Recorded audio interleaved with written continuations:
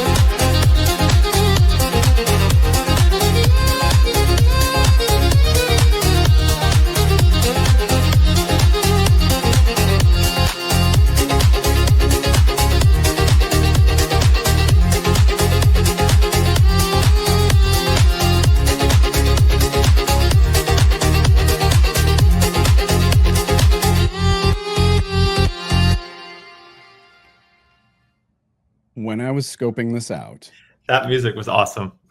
I'm like, well, it's Kentucky. You're in Chicago, by the way. I'm Chicago, yeah. But, are you blending my Kentucky urban roots here? Right. I was just gonna say that it was Kentucky, and then I was like, I can't do blues. And I was like, oh, let's do. You know what? Let's try this. You killed it.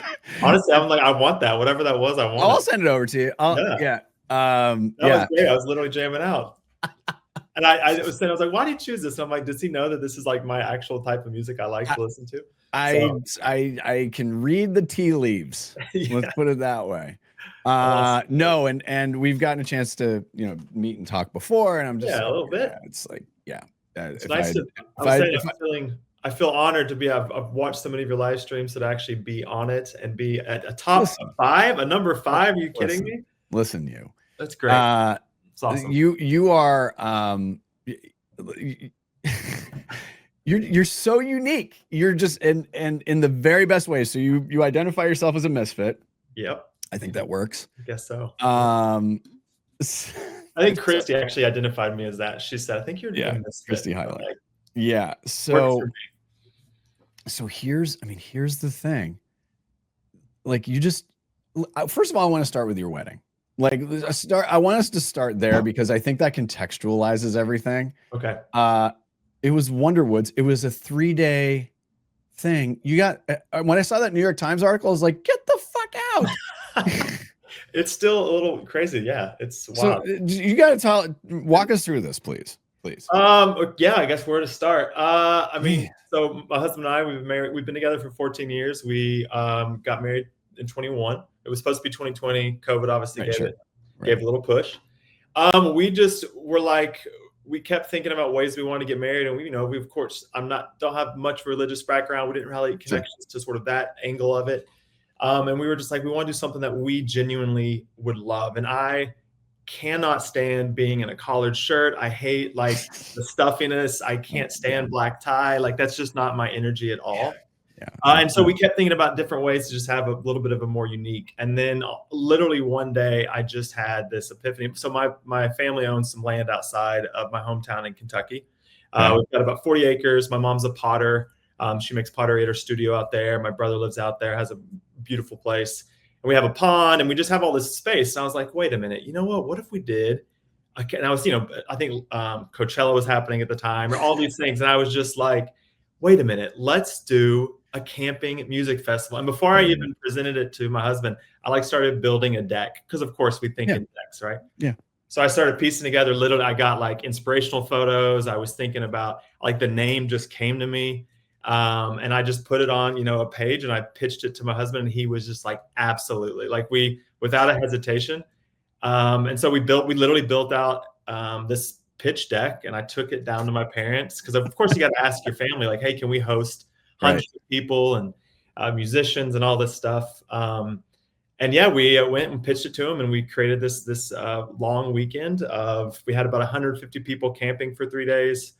We had 250 at the total capacity, but some people staying in town at a hotel. Right. We also purposely sort of wanted to, I don't hope some family doesn't see this, but we sort of purposely wanted to weed out some people, I get it. Yeah. Right. So, my dog. Is that your dog? Bring your dog up here. Well, he's sleeping, and he was. Oh, is he? Yeah. Oh, yeah. No, ours was barking in the background. Yeah. Make sure you enter in pet of the year. Oh yeah, I will.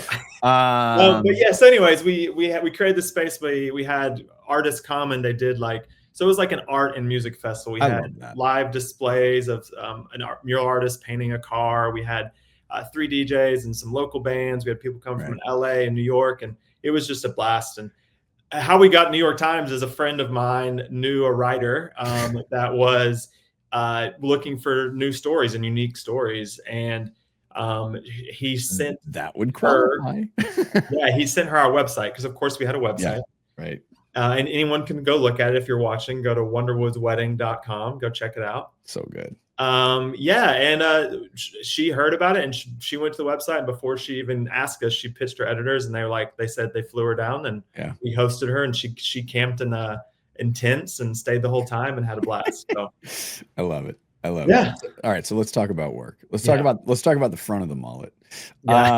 Because that's what I had one. Let's be honest. You look at me and you're like, yeah, that guy had a mullet. Oh yeah.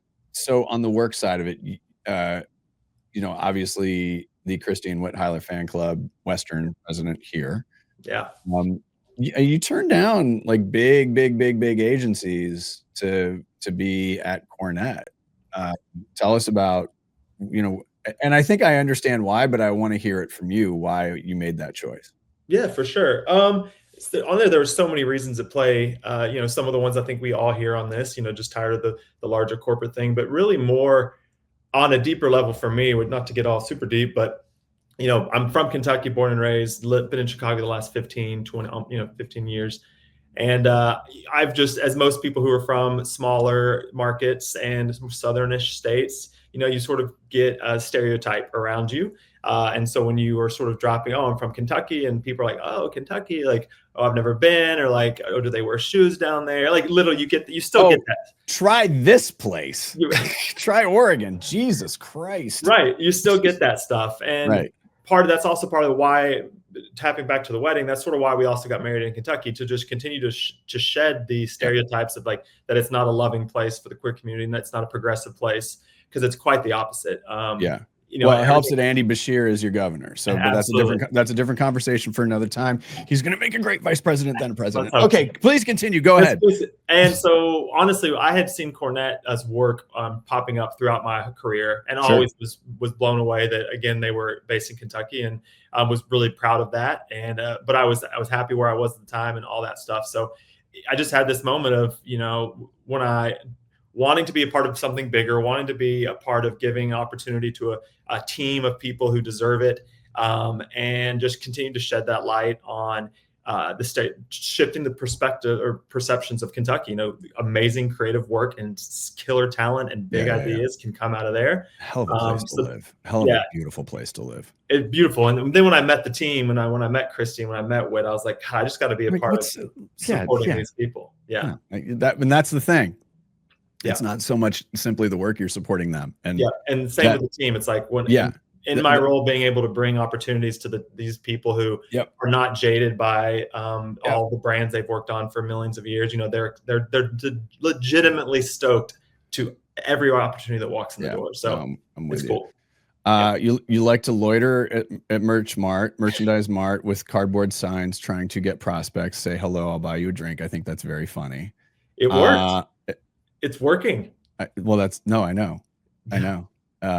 Which one are you allowed to say? Which one? Oh, I mean, I'm just having conversations. Yeah. Okay, got it. Never mind. No, I don't want to jinx it. No, it's all I'm half good. Italian and I'm superstitious. So no. I may have just said it, but it's all good. I was probably talking over you. Perfect. Tell me about the work as a drag policy.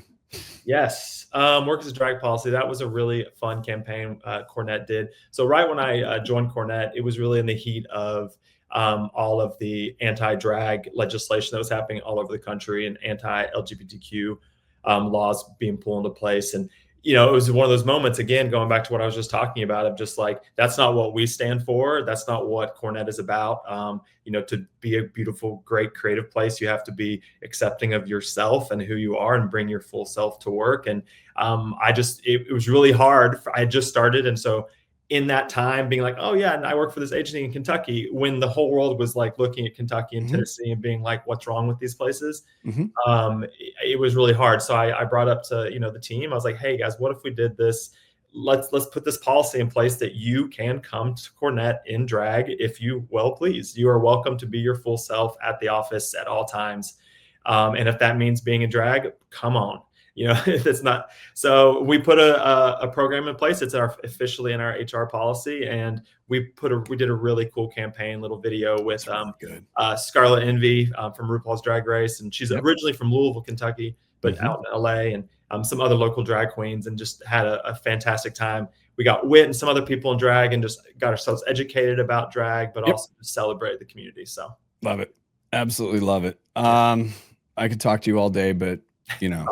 I think more people to celebrate. We got a few more people to celebrate, but I was absolutely thrilled to see, number one, your name pop up as being one of the entries, and even more thrilled that you are in the top 5. Young man, we'll be in Chicago soon, and looking forward to loitering with you at Merchandise Mart. Please, let's do it. I got plenty of cardboard, brother. All right, congratulations.